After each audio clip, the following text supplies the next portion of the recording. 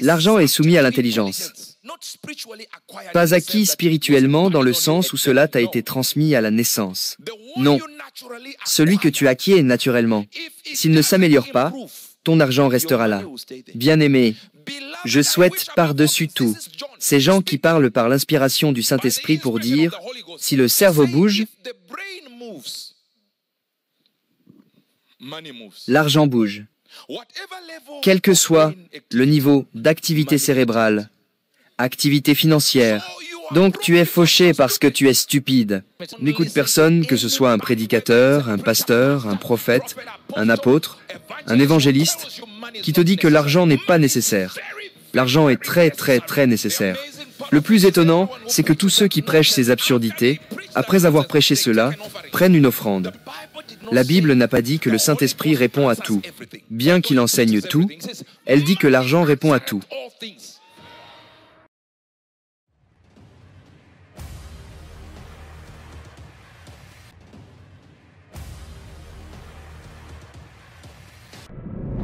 Tourne-toi vers ton voisin.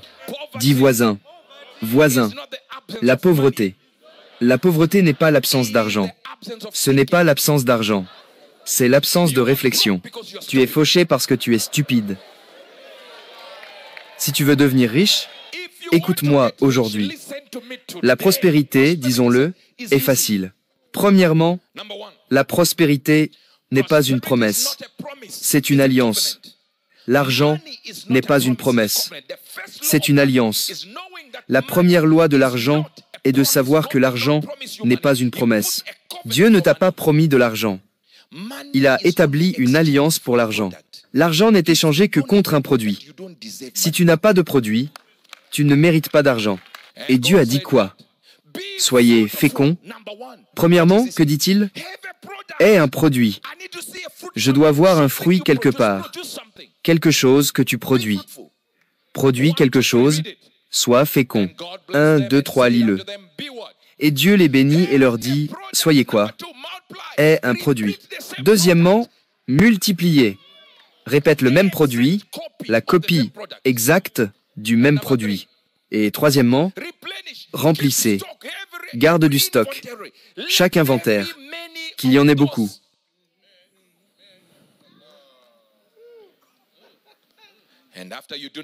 Et après avoir fait cela, premièrement, tu as un produit. Deuxièmement, apprends à copier le même produit pour qu'il soit identique. McDonald's vend des milliards de burgers. Des milliards. Et ils se ressemblent tous.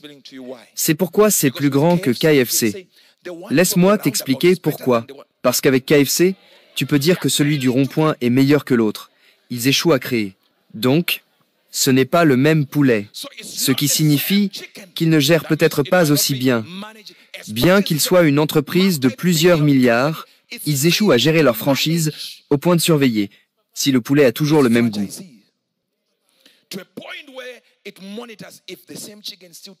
Mais McDonald's, de l'autre côté, tu peux aller à Kandahar, Bagdad, il aura le même goût que celui d'Afrique du Sud, celui d'ici, celui d'ailleurs.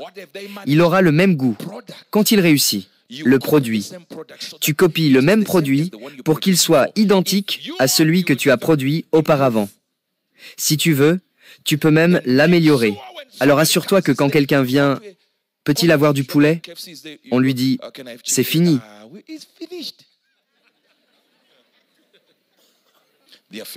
Ils échouent au point numéro 3. Remplir. Après avoir fait ces 3 étapes, que fais-tu? Domine. Maintenant, tu contrôles le marché. Maintenant, tu as maîtrisé le processus. C'est ça, dominer. Maîtriser le processus. Si tu maîtrises le processus, que fais-tu? Alors, tu as la domination. Il n'y a plus de numéro 2. Tu es numéro 1, numéro 2, numéro 3, numéro 4, et ils arrivent numéro 10. Tu suis toujours? Je parlais à ma fille ici, de Chine, et à son mari, et j'expliquais quelque chose de très important. Les Chinois n'ont pas de mot pour problème, ou chaos, pour ainsi dire. Le mot le plus proche qu'ils peuvent utiliser pour échec implique aussi le mot opportunité.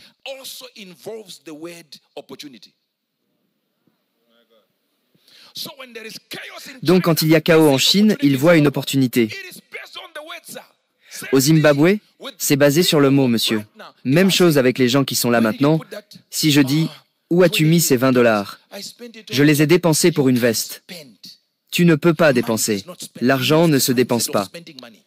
Enlève l'état d'esprit de dépenser de l'argent. Commence à parler de le faire circuler. Tu n'as pas compris.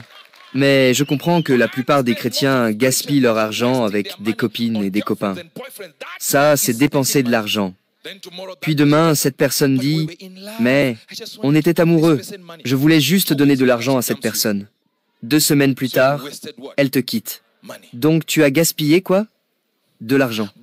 Mais si je le donne et que j'obtiens un terrain, des biens, et que j'investis dedans, dans quelque chose, j'ai fait circuler l'argent. Quand il est parti dans cette direction, il est revenu sous forme d'argent, en bonne et due forme. Donc je suis toujours riche en argent. Je n'ai pas dépensé d'argent. J'ai fait circuler l'argent. Le chrétien moyen et l'Africain moyen dépensent de l'argent. Tu achètes ce que tu ne peux pas te permettre. Tu ne peux même pas le gérer. L'argent mesure la valeur. L'argent mesure quoi? La valeur. Donc, en tant que personne normale, une personne moyenne cherche de l'argent. L'argent n'a pas disparu. Il est là. Ne le cherche pas.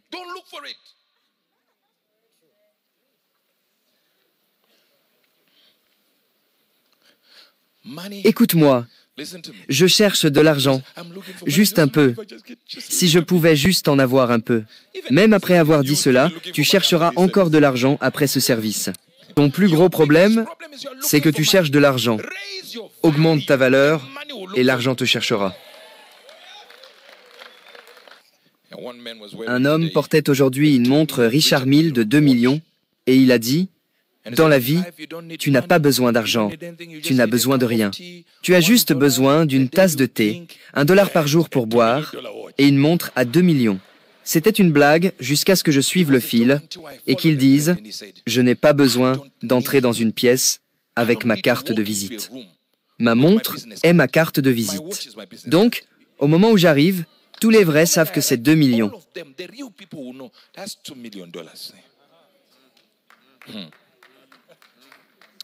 Donne-moi ce téléphone. Regarde mon fils ici. Il avait une réunion avec un gars de Dubaï, un milliardaire, et je le vois avec un autre téléphone. Il avait un téléphone comme le mien ici. Regarde la différence entre celui-ci et celui-là. Il avait un téléphone. Et l'homme a refusé d'avoir une réunion avec lui. Il a dit « Comment puis-je avoir une réunion avec toi alors que tu as une coque de téléphone? Ce téléphone coûte 2 000 $. Alors, tu as peur de casser un téléphone à 2 000 $? Si tu as peur d'abîmer un téléphone à 2 000 $, tu veux que j'investisse 100 millions dans ton projet? Un de mes anciens amis, Dr Ramson Mumbo, conduisait sa E-classe, la première E-classe, tu sais, on parle d'il y a longtemps, brillant. Et il sortait en voiture et devait payer le parking. Il a remis un montant et l'agent l'a dit « Ah, tu m'as donné 5 pounds, mais je n'ai pas 4 pounds à te rendre. Je ne sais pas quoi faire. » Il a demandé « Combien c'est ?» On lui a dit « 4,50 pounds. » Je n'ai pas 4,50 pounds. Il a dit « Ok, voici une livre. » Et l'agent lui a dit « Je n'ai même pas 50 centimes à te rendre. » Il a dit « Cherche-les. Je t'ai donné une livre. Ta monnaie est de 50 centimes. Et maintenant tu veux 50 centimes. Je ne les ai pas. Laisse tomber. » Il dit « Non, j'ai besoin de mes 50 centimes. » Le gars était tellement troublé. Il dit « Regarde la file derrière toi, mec. Ce ne sont que 50 centimes. » Il dit « Regarde la voiture que tu conduis et l'argent que tu attends. » Il dit « C'est comme ça que j'ai eu cette voiture. Je n'ai pas laissé traîner mes 50 centimes. Viens ici maintenant. » Il dit « Je souhaite par-dessus tout que tu prospères et sois en bonne santé, comme prospère ton âme. » Ton âme, c'est là où est ton esprit. Donc, voici le croyant. Voici ton esprit.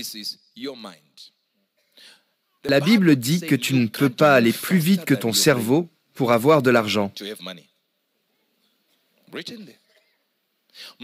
L'argent est soumis à l'intelligence, pas acquis spirituellement dans le sens où cela t'a été transmis à la naissance. Non, celui que tu acquiers naturellement. S'il ne s'améliore pas, ton argent restera là. Bien-aimé, je souhaite par-dessus tout ces gens qui parlent par l'inspiration du Saint-Esprit pour dire, si le cerveau bouge,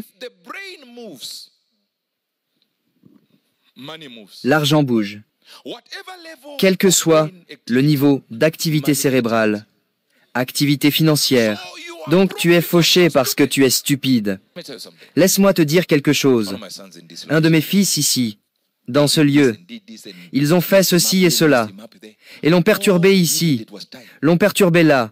Tout ce dont il avait besoin, c'était de temps. Ils peuvent te déplacer de cet endroit, te retirer de ta maison, te retirer de ta terre, te retirer de ton bien.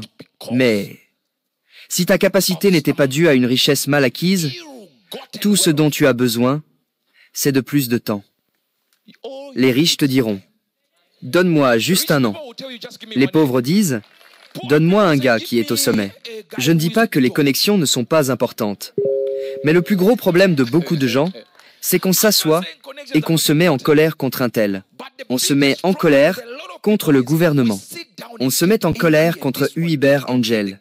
On se met en colère contre cet homme de Dieu. On se met en colère contre ce businessman. On se met en colère contre ton oncle. On se met en colère contre ton arrière-grand-mère qui est fauchée et que tu crois qu'elle te jette un sort. Au moment où le cerveau bouge, l'argent bouge.